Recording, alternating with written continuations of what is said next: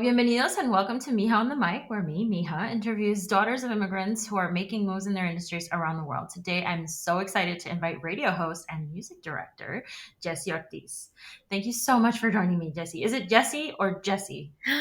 First of all, thank you so much for asking, porque a veces la gente se olvida. So, it's actually Yesi with the Y. Yesi with a So, Y. yeah, I know it's pronounced sometimes in Mexico like Jesse, but my mom wanted to make sure I was pronounced Yesi. So, uh, That's mhm. good. Yeah, I always ask because I've been a victim of it. Some people call me Glory, even though my name is Lori. It's happened. So Yeah, yeah. it's totally fine. So thank you so much for joining us, Yesi. Thank you. So I want to start off. This is going to be a conversation about your cultural background, about how your work is influenced by your identity and culture. So let's get started with you telling us a little bit about your family's immigration story. Where you're from, where are your family, where are your people from, where are your roots? So both of my parents are from Cuernavaca, Morelos, in Mexico, and I always like to say that I was made in Mexico, born in the U.S. because my mom was pregnant with me when she came to the United States. My older sister, was born in Mexico, and my mom got pregnant with me and wanted to come to the United States to, you know, give me and my sister an opportunity to have a better quality of life than what she was living in Cuernavaca. She didn't grow up wealthy. My grandmother, who's still around, she's still working on her house and de compras up and down the streets of Mexico. It's like, she comes from a very hardworking single mom, and she definitely wanted to continue that with us. So there was a lot of things that we were instilled from her past, that I still take with me. And then in terms of my father, my dad, they both were divorced at a very they were divorced, I think, by the time I was even born. They weren't together. So like they weren't really ever married, but they were just not around as much as he wasn't around as much as my mom was because I was with my mom. But he and his family, my grandmother in particular, are from Michoacan. My grandmother's from Michoacan, and my dad grew up as well in Cuernavaca, coming to the United States, becoming a chef, trying to work through his culinary art skills. And my mom became a U.S. citizen and became working in accounts payable, accounts receivable, learning how to speak English through music, listening through music, and learning how to speak English that way. As a matter of fact, my first language was Spanish. Spanish was my first language, and later on I learned how to speak English. Girl, same. And then y When luego se te olvida el Spanish, you know what I Yes, mean? Because you're in yes. the United States for so long. And I'm like, wait, how do you say that? It's always the same. When you're bilingual, it's hard to say which one is the first one after a certain amount of time. It's tough, and you end up tú lo mezclas todo el tiempo, like all Yeah, all day, yeah, all day, every day. yeah. And it's a beautiful skill. I feel like for a long time I didn't see the value in it until I really started connecting with other people in the media world that are also like of Latin backgrounds, because Yeah. then you're like, okay, it's our superpower. Why didn't we realize it before? Right? Because for the longest time, I didn't realize it was a superpower. If anything, I felt like ashamed that I didn't know how Yeah. to properly pronounce pizza or passport, like passport. I was really trying to figure out, like, oh, do I belong here? Yeah. I love that because you're a radio journalist, right? And so Mhm. you use so much of your voice, and so much of your work is around raising your voice through Yeah. across this cultural divide, right? Yeah. So tell us about that journey, because I know you started out in hip hop, and so I'd love to hear how you got into that world growing up. Yeah.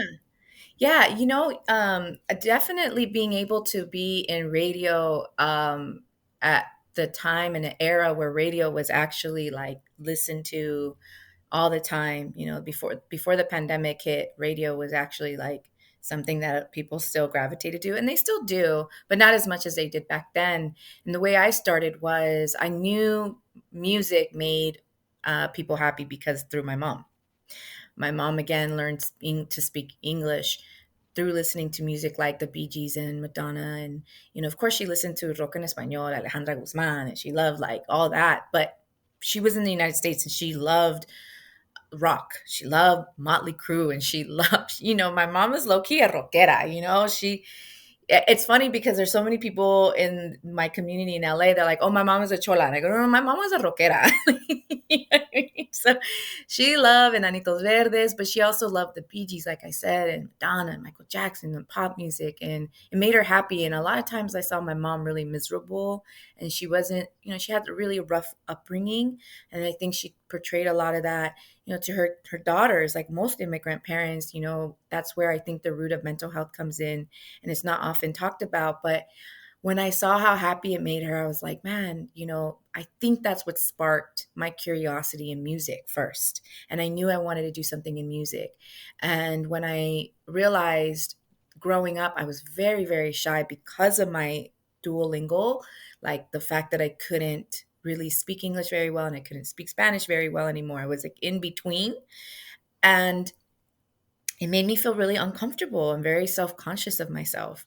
But I love music so much. It made me feel so good. And hearing people on the radio say, oh, that's Josefa Salinas, Narca de la Cruz. I'm hearing these names that sound very familiar, like Yesi Ortiz. And I'm hearing the Baker Boys, which are the two fat Mexicans. And I'm like, oh, there's people who live out there that sound like me. I'm sorry, that's my phone. I forgot to put it on silent. There's people out there that sound like me and really like are portraying my community. And I got into this space of curiosity. What is radio? What does that look like? What does that sound like? And I started going to a school in Orange County, California, where I was able to study what a studio looks like, what a radio station looks like, learning formats, learning programming, learning editing, audio, the importance of all those things. And I just really loved it. I really, really loved it. And then I was able to be in a studio with closed doors, no windows, and just a microphone. And for the first time, I felt like I could be myself. It's funny because everyone says, well, you're on radio, you're not shy. No, it was because I was shy that I was in radio. It was because I couldn't really feel like I could be myself in front of people without them staring at me, like trying to decipher what is she trying to say? What words is she wanting to, what is she trying to convey to me? I just like wanted to feel like I could be myself. And I think for me, that's why I fell in love with radio so much because I felt like I could be myself with no judgments and no one's going to tell me back anything, And then you combine that with music and it was like a perfect marriage for me. So I went to school. My first job was in Las Vegas doing hip hop. And then I did a Latin hip hop show in Vegas, a Sunday night Latin hip hop show, which was incredible.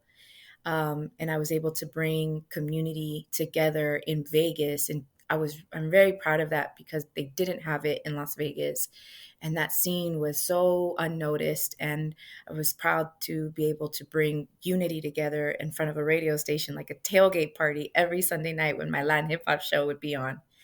And then from there, I went to Tijuana, and I lived in Tijuana, and I did radio in Tijuana as a bilingual radio station. San Diego at a pop radio station, which was completely different for me. And then I landed at Power 106, which was a hip hop station. And that was in the span of like 5 or 6 years, like 5 years of my journey. And then when I got to LA, it was a whole other thing about, can you sound more Latina? What? What is that? Is it more Girl, if like a Sofia whole book, Vergara, or what is the whole? a whole book could be written about how I should have spoke my entire life. It was crazy, you know? What was the so that what must have been such a challenge for you because you in your head you sound like a Latina because that's who Yeah, you but they are. So wanted, what is the thing that they kind of would say to you? What would they say? I remember going into the radio station and said, well, if you can just add a word here and there to identify that you speak Spanish. My name is Yesi Ortiz. Like, I don't know what you want me to sound like. And then there were times where I would try and go to audition for hosting gigs, like for television, magazine type shows. And they wanted me to sound like a Salma Hayek or a Sofia Vergara, you know, and I love those women, but their accents are beautiful, beautiful. But I didn't speak like that. But they wanted me to speak Hmm. more with a very strong accent. You know, and my entire life I'm trying to say the word pizza right, you Yeah. know, an American word, and now they want me to, so I was very confused. The language in radio is very important. Verbiage and words are very important. So at one point in my life, I said, you know what, I'm just going to be continue to be me because that's how I got here. And Yeah. you're going to get what you're going to get. If I'm going to speak Spanish, I'm going to speak Spanish. Si no, I'm not. Like, it is what it is, you know. So that was also at a time where you're kind of still growing into your own, you know, you're growing into a young woman, and I'm taking care of an entire family where you're just kind of being complicit and you're just kind of going with the flow because, you know, I wish I would have spoken up some more. um you know, but I didn't. I was still learning a lot, and I still had a lot of growth to do, and you know, I'm glad that I'm able to talk about these things now. I think that's so valuable that you had both experiences as well. And also that, you know, when you mention Salma Hayek and Sofia Vergara, you say that and you say, those are beautiful accents too. It's not that I don't want to do them because they're bad. It's more because they're not the only ones that exist. And that's not the only version of Latinidad that exists. And I love Exactly. that discourse because I always hear this like, oh, I don't want to do that accent, but there's never a, but that accent's not bad. No, It's, they're you know, beautiful. Yeah. yeah, It's my mom just like, sounds like that. yeah. You know, and my tias sound like that, but I don't sound like that. And that's okay. And so why not share the generational differences, you know, and highlight all the different kind of layers of bilingualism we can have. And I think that's so great that, you know, you have that reflection, and in your career you've been able to kind of move past that and be able to kind of really own your identity as a radio host. What was the moment where you kind of felt like you actually, you know, you owned your voice, like you got to the point where you found that voice that you're comfortable with? Like, can you share a little bit about maybe that, maybe an experience, or maybe an interview that you did, or something that kind of really to you felt like, you know what, I really felt like that was me today, you know, that Yeah. I got it. Um, I think there were I think there was actual moments in my entire career where I felt like I wanted to own and be proud of I was always proud of my identity, but I think there were moments throughout my entire career that I remember happening. However, there was also a time where I really was like, this is who I am. And it was when I was transitioning from Power 106, a hip hop station in Los Angeles. This was back in 2018. And I got into the business in 2003. So though I was very proud to do the Latin hip hop show, this is who I am. This is what I want to contribute to the music industry. And I've done a lot of philanthropy work and community work in between. It wasn't until 2018 and 2021, during that time, believe it or not, that I was really fighting 10 times harder to show people that Latinos were more than just what they perceived us to be, because it was a pop radio station that wanted to cater to the Latino market, or as they like to call us, the Hispanic market. I don't identify with the word Hispanic, but I know a lot of people do, so I don't want to take away from that approach. But the corporate America really likes to use that word Hispanic market. So for the sake of this conversation, I'm going to use it. And so I wanted to make sure that they knew that we were more than just tacos and tamales and margaritas and, you know, whatever they thought that they were. And I had to fight every day to say, stop with that. Like, no. I remember putting together like a vision board. I had my intern and I said, want to cut like old school. Like we cut magazines and took pictures, and I did a vision board of what to me Latinas are, and it was like it was everything from Selena to Ariana Grande to Madonna to like Lil Kim to Bad Bunny, of course. Like it was just like a whole array of stuff, you know. Ed Sheeran, like just in terms of music, and then in terms of clothing, it was all these brands, you know, that we shop at. I said we shop at all these brands. I don't know why you think that we're only shopping at these markets. We shop at these markets, yes, and there's more.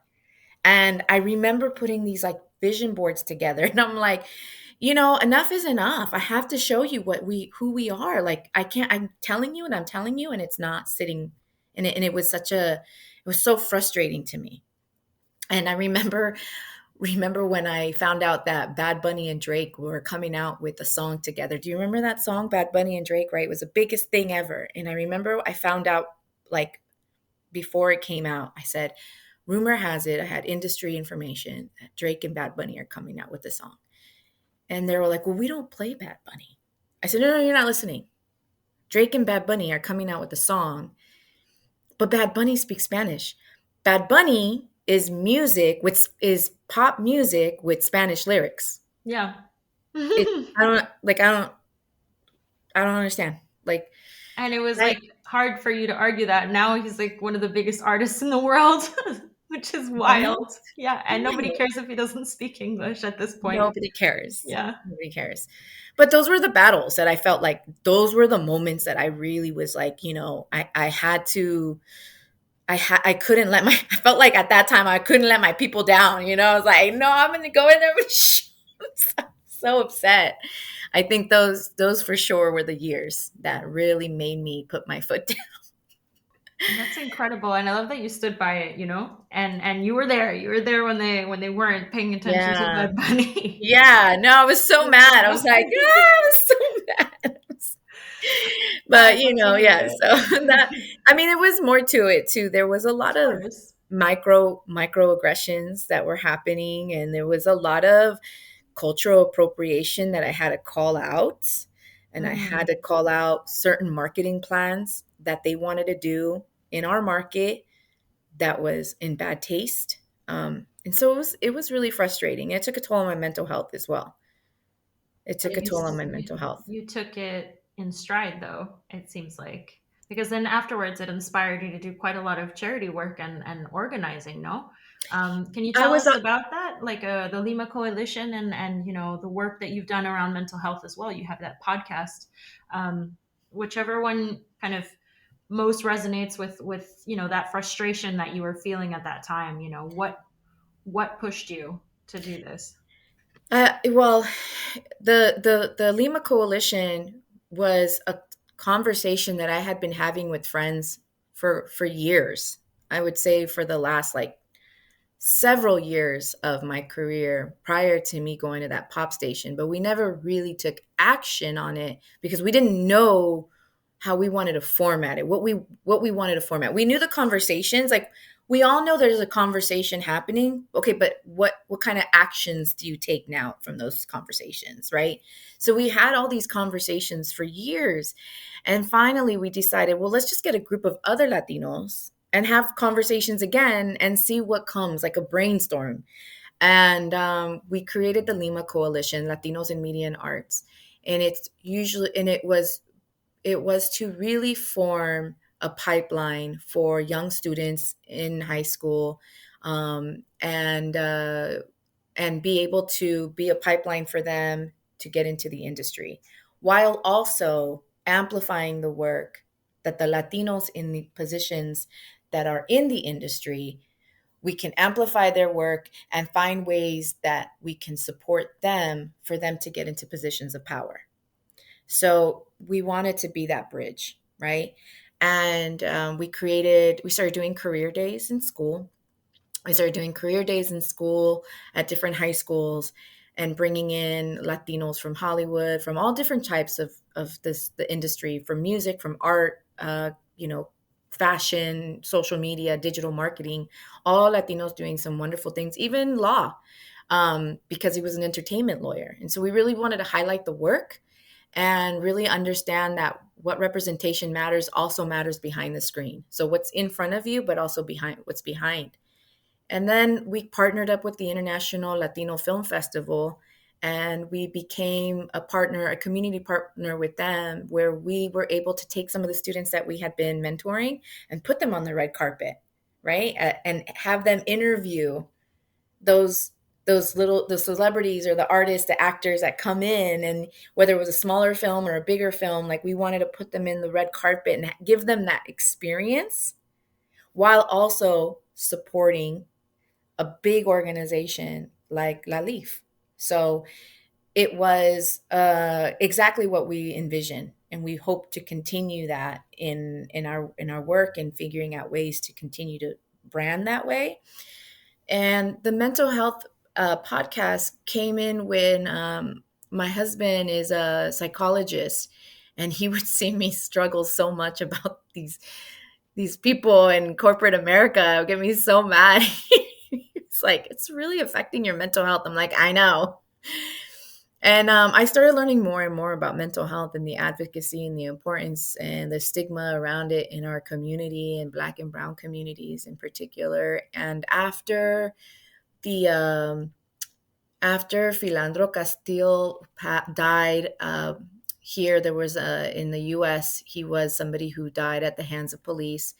Right before George Floyd, or no, I'm sorry, yeah, before George Floyd, there were already, you know, kids being killed, right? And nobody was talking about how it was affecting their mental health. And um, I was able to really just kind of start this podcast with my husband because he's a psychologist and I was a producer of the show. And we were trying to talk to celebrities who have the platform to be more open about having conversations around Black mental health, Latino mental health, and just really kind of understanding the importance of it.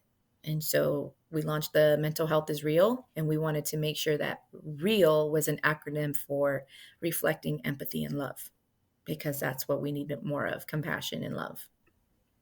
That's incredible. When I found your profile and I look at your career, it's so empowering to hear of a woman who really has taken the time to navigate the system and now has found a way to work towards making it better. To be Thank honest, you. for young journalists, I wish I had known about you before when I was a young journalist. Um, in public radio, young Latina journalist who found Yeah. that my voice was not important because it was Spanish was not necessary in public radio, Mhm. and who eventually ended up leaving because I didn't see opportunities there. And so, I love being able to hear stories like yours because it's what we need more of. And honestly, thank you for making this space. Oh, thank Um, you. and for all of the young women who have been afraid to go into the media in particular because they don't think that their voice matters, your story and the way that you have worked for so many years to do the work that you've been doing is just proof that you can do it. So Yeah. I'm, estoy emocionada, o sea, me Ay, impacta mucho no, lo que haces y lo que has hecho en tu carrera es increíble. Entonces, de thank verdad, you. gracias por todo y like it's a pleasure to be able to highlight a profile like yours. It's amazing. Um, and now that we've gone through all of these wonderful things that you've done. We're Thank coming you. to the Thank you end so of, much. yeah, of course. Um, we're coming to the end, and so I would just want to ask you some quick speed round questions. Oh, Um, okay. so this is really just going to be more fun, light stuff about your bilingual, bicultural vida. Okay, So okay. you can just answer as quickly as you can. All right. Okay. All right. So, what language do you swear in when you accidentally touch a hot plate? Oh, Spanish. What is your favorite food? Italian. What song have you had in your head all week? Oh gosh. I don't know. That one's a hard one. That one's a hard one because I like to switch it up. No problem. If you didn't have anything come to mind, it's okay. What's your last Google search that you're comfortable sharing? My last Google search was, believe it or not, it was uh, how do you look for refrigerator gaskets? Real adult stuff. My real adult stuff, Grown up refrigerator stuff. gaskets. I love it. What's an embarrassing dream that you might have had when you were a kid growing up? What did you want to be when you grew up? What I wanted to be when I grew up, I don't know if it was embarrassing, but I wanted to be a nurse when I grew up. Well, I thought I wanted to be a nurse, but I can share with you what I want to be when I retire.